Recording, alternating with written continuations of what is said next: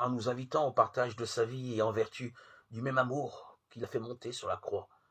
Dieu nous appelle, et ceci pour nous donner davantage à participer à la réparation elle-même, en achevant de notre corps ce qui manque à la passion de son Fils.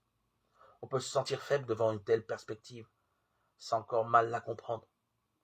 Il a voulu et veut encore sauver les pécheurs par les pécheurs, de façon que les pécheurs participent à tous les privilèges de l'innocence, y compris celui-là. Cette doctrine de la réparation affirme donc que le sauvé n'est pas à part du sauveur, mais qu'il est sauvé au point d'être invité à devenir sauveur. Dans le christianisme, il sauve en participant à la rédemption elle-même, qui est la réparation d'un amour brisé. Quoi qu'on en dise, il y a une dette à payer, mais loin d'être contre l'amour, cette exigence provient de l'amour même.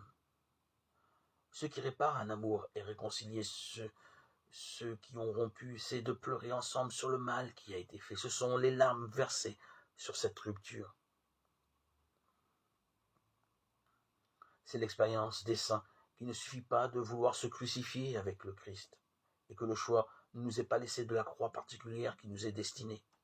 Dans chaque vie sainte, en dépit des multiples croix recherchées ou subies, il n'y a qu'une vraie croix, une seule croix, qui compte, et qui ne nous est pas d'abord révélée.